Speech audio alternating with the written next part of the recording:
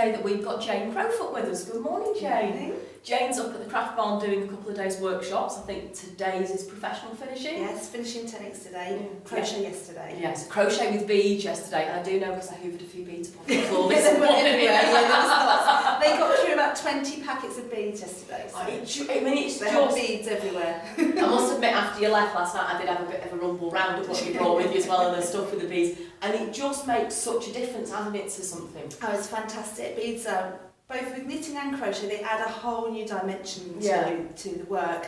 And with crochet especially, it's so easy because you don't actually have to do anything different.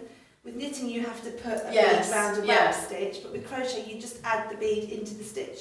And it's so easy. It's funny, we were talking to a lady in the shop last week and she was saying, but it looks so cool, how do you thread them? No, well that's, but again, that's something that's quite easy to do, isn't it? With the, I do it with cotton on a needle and pull the yarn through the loop. That's right, yeah. You can get these nifty little needles now that are like a split needle. Right. They're like a long metal, not really like, they're like almost like two needles stuck together. You put your yarn through the middle. They're called a big eye needle. A big eye needle, right, we need to remember that, don't we? Leslie's behind the camera, so we need to remember that, find them from somewhere. They're good. But would you talk us through, because I did have a bit of a route last night, I love the weight it gives to them as well. Okay. But would you talk to us, because they're absolutely, the works of art, they really are. And I just wondered if you'd talk us through, where do you get your ideas from? Because they're also all very different. Yeah, so these are the Crochet Club projects from the last 3 years. Right. And what I do is I do a yearly club, and it's kind of a mystery. People don't know exactly what they're going to do, which always amazes me that people will trust me. Really, because quite a lot of money, and they really, they really go for it. So this year we've got over 400 people doing it this year. Wow, that's fantastic. And all over the world, they get sent their patterns every month by email, and if they want, they get a yarn kit as well.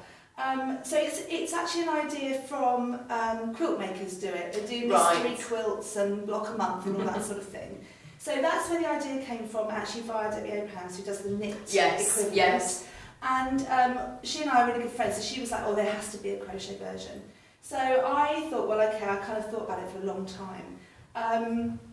But what I wanted to do was give people very definite themes so that they're very different.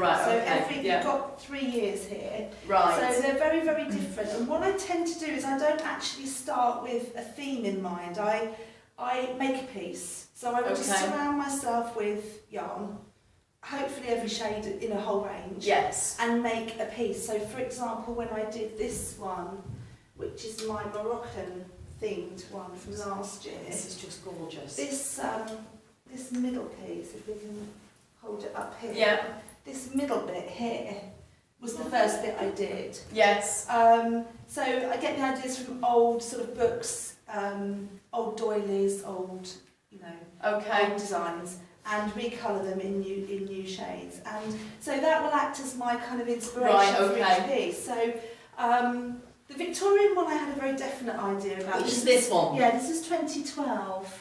And I wanted, because crochet has such a, actually this is, you can see it's the emphasis in this one.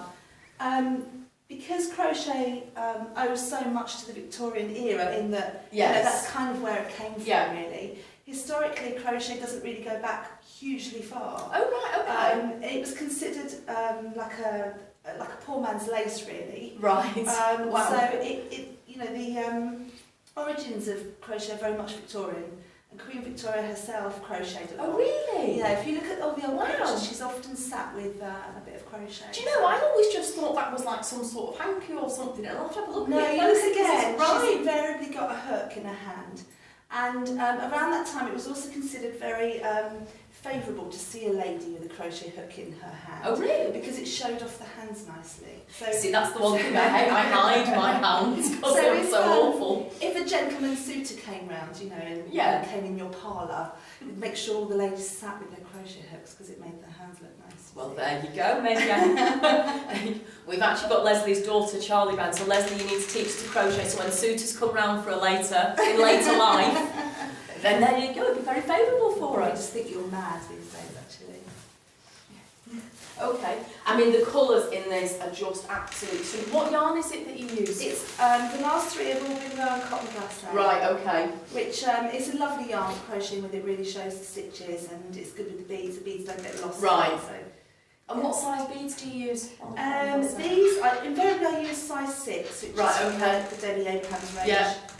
She does an 8 as well, which is the small Yes, bead. yes. Yeah, sorry, excuse the creaky door in the background. And then this one, when is this one from? Okay, this is the first year I did the Crochet Club. This is 2011, and this was based on old Wurlitzer jukeboxes. Right. So it's got kind of quite an art deco theme going on. And this here was my idea for little records That's going around. so clever. Yeah, Don't know if you in can the see Wurlitzer. that. That really is so clever, the way that they're all interlinked together. Did you crochet this? Yes, I crocheted all of these. All of them, right? Yeah, my crochet clubs, I was saying to you yesterday Yeah. that I kind of pass on quite a lot of crochet, but all the crochet clubs are done by me. I kind of design them as I do them.